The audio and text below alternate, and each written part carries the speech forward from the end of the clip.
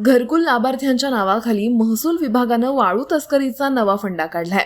अकोलेचे तहसीलदार सिद्धार्थ मोरे यांच्या आशीर्वादानं वाळू तस्करांना अभय देण्याचं फरमान काढलं असल्याचा आरोप कळस ग्रामस्थांनी केलाय। अकोले तालुक्यातील कळस येथील प्रवरा नदीपात्रात 9-10 गाड्या जेसीबी मशीन सहित आलं। 7717 या नंबरच्या रस्त्याला गाड्या भरून जाताना दिसल्यानं एकाच नंबरच्या गाड्या असल्यानं ग्रामस्थांनी त्या अडवल्या।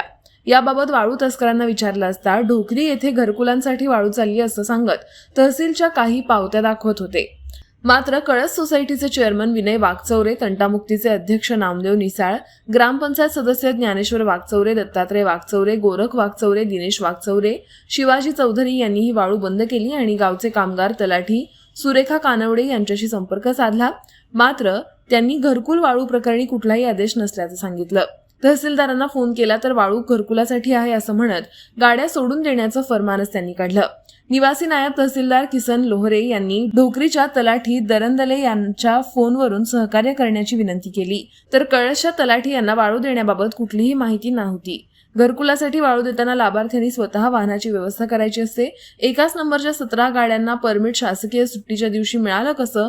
प्रवरा नदी पात्रात वाहत्या पाण्यात 3 फुटापेक्षा जास्त खोल जेसीबीच्या सहाय्यानं वाळू उपसा करणं हे महाराष्ट्र महसूल अधिनियम 1966, भारतीय न्याय संहिता 2023, पर्यावरण संवर्धन अधिनियम 1986, खाण व खनिज नियमन 1956 नुसार दंड आकारण्याचे व फौजदारी गुन्हा दाखल करण्यात येतो। आता हा गुन्हा दाखल कोणावर करायचा असा प्रश्न कळस ग्रामस्थांपुढे उभा आहे।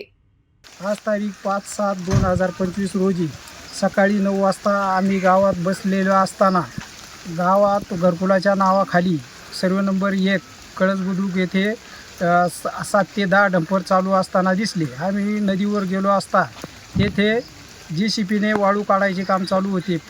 वाळू प्रवाहातून काढत असल्यामुळे त्याचे मोजमापही करता येणार नाही।